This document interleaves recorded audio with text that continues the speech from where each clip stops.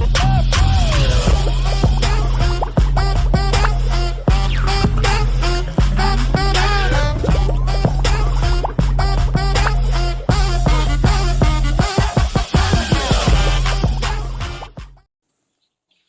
siang, perkenalkan nama saya Rizky Oktaviani.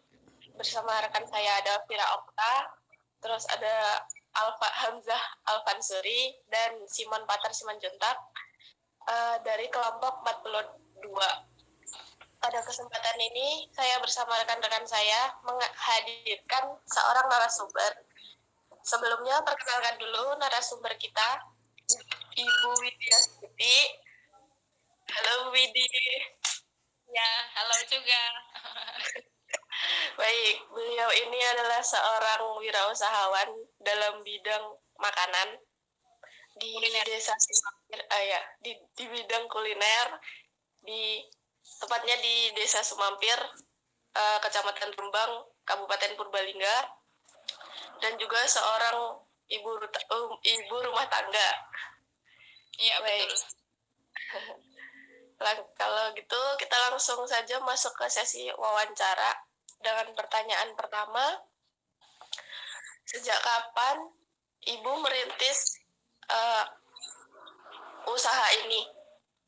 Usaha dalam bidang kuliner ini? Iya. Untuk bidang usaha kuliner waktu itu dimulai sejak tahun 2005 kalau nggak salah. Jadi kalau sampai sekarang hampir sudah 13 tahun, 15 tahun. Ya, cukup lama ya. Memang cukup lama. Terus produk apa yang pertama kali Ibu jualkan atau dipasarkan? Untuk produk yang pertama kali dipasarkan itu untuk jenis namanya kue pukis. Jadi kalau untuk kue pukis, jadi produk yang pertama kali itu kue pukis. Jadi kalau pembuatannya itu kan untuk satu kali adonan itu menghasilkan 12 biji. Jadi pembuatannya lebih cepat, terus hasilnya yang didapat juga nantinya lebih cepat. Gitu, baik. Itu termasuk jajanan pasar gitu ya, Bu? Iya, jajanan pasar dan tradisional maksudnya. Baik. Kenapa lebih memutuskan untuk berdagang di bidang kuliner dibandingkan yang lain? Itu memang cukup menggiurkan kalau untuk di bidang kuliner sendiri, karena apalagi kalau yang jajan pasar, jajan pasar kan kita produksi terus itu besoknya itu sekitar jam 5 subuh itu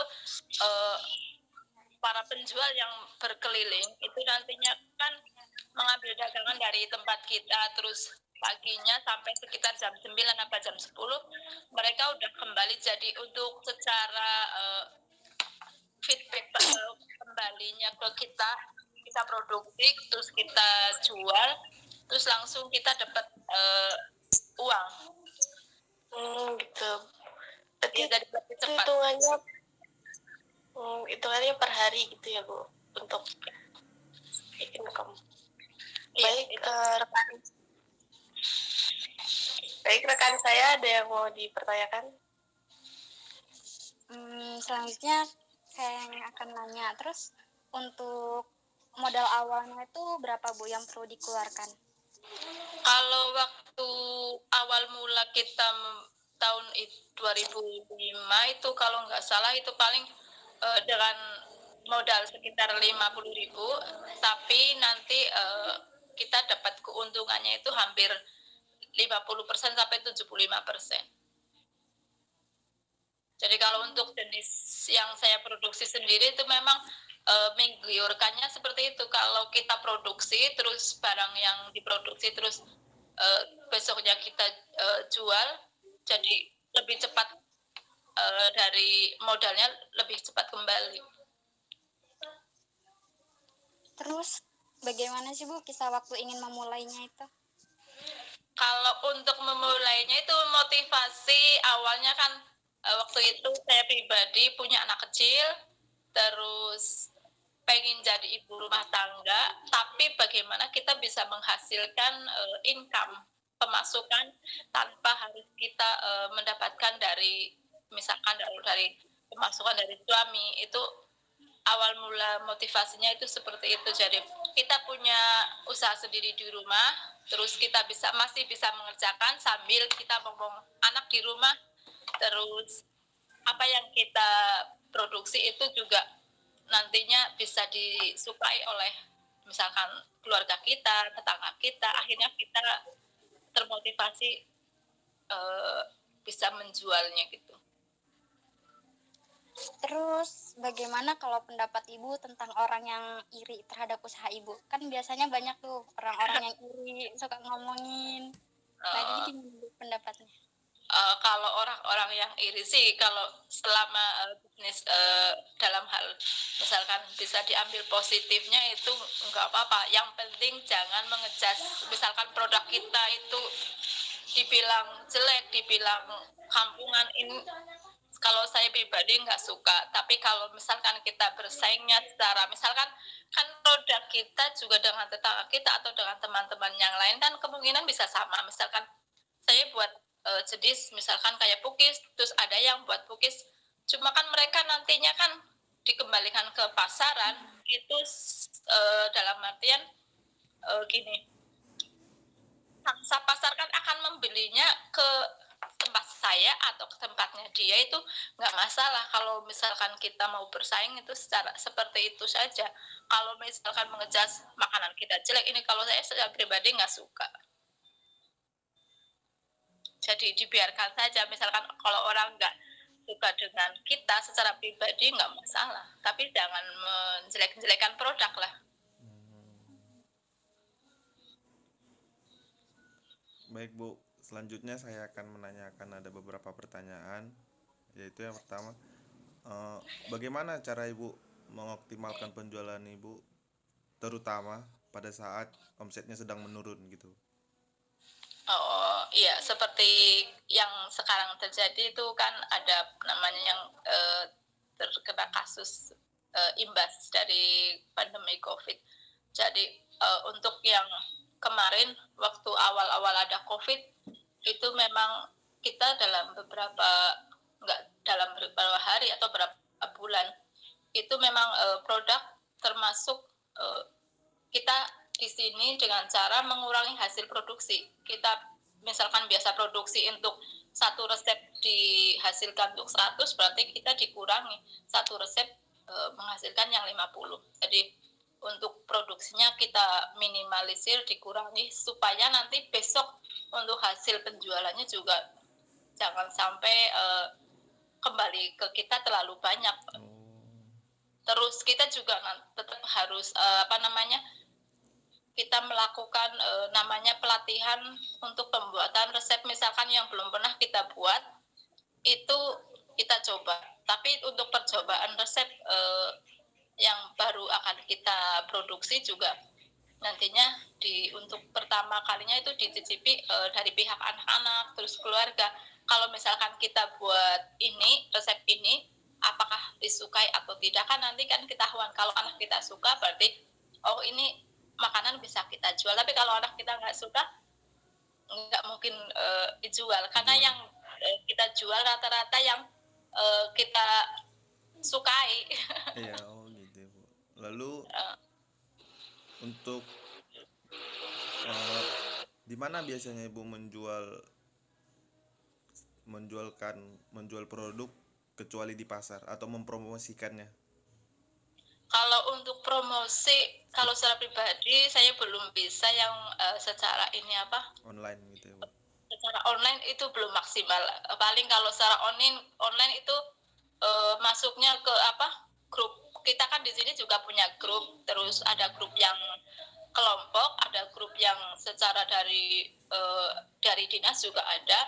Jadi kita paling itu kita membuat memfoto produk kita, terus nanti siapa yang mau pesan ini tapi belum seprofesional yang kalau yang saya cari di yang Contohnya online itu kan ada yang pegang admin, terus ada yang ini kan udah sampai ke arah situ. Kalau saya pribadi belum seprofesional itu, cuma lewatnya status gitu atau kita pasang foto di Instagram kayak gitu aja.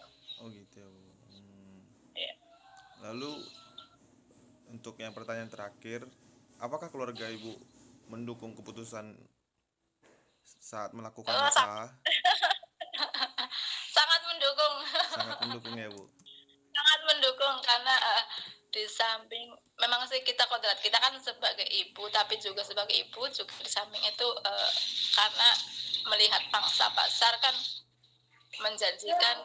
Jadi dalam cara berpikir saya pribadi, kita sehari-hari kita mengeluarkan misalkan untuk pembelanjaan dan lain-lain segala macam, berarti kita juga setiap hari juga harus ada pemasukan gitu. Jadi cara berpikir saya sebagai ibu rumah tangga sederhana, kita setiap hari mengeluarkan untuk biaya hidup, paling tidak juga kita harus bisa menghasilkan apa yang bisa kita buat sebagai keterampilan. Sekian dari pertanyaan saya bu, nanti dilanjutkan oleh teman saya bu. Ya ya. Baik Bu, ini saya yang bertanya ke Ibu ini Bu, ada 3 pertanyaan Bu ya. Ya. Pertama itu apakah ada pengalaman pahit yang dialami? Terus bagaimana cara mengatasi? Kalau pengalaman pahit itu paling kayak gini. Kalau kita misalkan udah dapet pesanan, misalkan untuk pesanan hari Minggu atau hari Senin, tapi inilah kondisi kita, badan kita itu lagi kurang fit. Padahal pesanan kita udah dapat, udah diterima, terus kayak pembiayaan juga udah diterima. Aduh gimana gini, kok badan kita kurang sehat, terus akhirnya kalau nggak dikerjakan kita sendiri juga nanti mbok dikomplain secara hasilnya, itu seringkali ada kendala semacam itu karena saya juga di sini mengerjakan sendiri, terus untuk yang membantu juga itu paling membantu secara ini aja, persiapan alat-alat, nggak megang sendiri. Terus kalau misalkan kalau ada anak yang sakit atau apa juga kadang sedih. Nah, ini pertanyaan berikutnya nih Bu. Pernah berpikir untuk beralih ke usaha lain apa enggak ya Bu ya? Untuk sampai detik ini enggak, karena gini, karena secara ini sih karena dulu pengalaman saya pribadi kan, dulu saya kuliah bukan di tata boga, cuma pada akhirnya saya harus terjun di sini itu satu karena memang keinginan secara pribadi, terus kedua karena memang pekerjaan ini sudah menjadi hobi saya pribadi yang bisa menghasilkan gitu. Nah ini Bu, ada pertanyaan terakhir, mungkin pertanyaan penutup dan pertanyaan paling penting mungkin Bu. Berapa omset yang dihasilkan per bulannya Ibu? Kalau omset per bulan itu alhamdulillah kalau misalkan kayak gini, misalkan kita dalam satu hari itu secara aset kotornya kurang lebih 1 juta, berarti kalau dikalikan kita produksi setiap hari itu kan, misalkan kita produksi 30 hari itu udah dikalikan berapa, terus nanti itu terus digunakan untuk pembelian bahan, terus belanja harian, belanja bulanan dan lain-lain, alhamdulillah menguntungkan, kurang lebih hampir 9 sampai 10 atau 12. Itu sewaktu masa pandemi ini juga ya Bu? Kenapa? Untuk penghasilannya, omset penghasilannya. Gimana? Jadi omset penghasilan Ibu itu yang Ibu bilang tadi masih sampai sekarang, waktu pandemi sekarang seperti gitu-gitu? Iya, kalau untuk pandemi malah alhamdulillah terjadi dalam hal peningkatan. Jadi setelah kemarin pada awal pandemi itu memang terjadi penurunan beberapa bulan, tapi yang enggak terlalu begitu sih juga. Cuma pada saat setelah ke sini, karena pada akhirnya orang-orang yang tadinya belum berniat untuk jual keliling, akhirnya sekarang itu untuk yang jual keliling itu sudah mencapai sekitar 30 orang sampai 40 orang. Jadi malah kita yang kewalahan menerima Pesanan orderan. orderan. Iya. Mungkin sekian dari beberapa pertanyaan kami, Bu. Iya, terima kasih. Kami yang harus Terima terima kasih, kasih, Bu. Ya, Baik. sama-sama. Udah selesai untuk sesi wawancaranya. Semua pertanyaan alhamdulillah dijawab. Terima kasih untuk waktunya Ibu Widi dan Iya, untuk sama. sharing pengalamannya. Sampai di sini pertemuan hari ini. Ya. Sekali lagi terima kasih sudah meluangkan waktunya untuk bertemu dan membantu tugas kami menyelesaikan tugas. Ya, sama-sama selama bisa membantu, apa salahnya dibantu. Kalau misalkan belum bisa membantu, ada dengan cara yang lain. Iya, baik. Gitu, terima kasih banyak waktunya. Kami mau ucapkan untuk undur diri. Sekian. Assalamualaikum warahmatullahi wabarakatuh. Waalaikumsalam warahmatullahi wabarakatuh. Bu. Terima kasih, Bu. Terima kasih, Ya, Bu. sama-sama.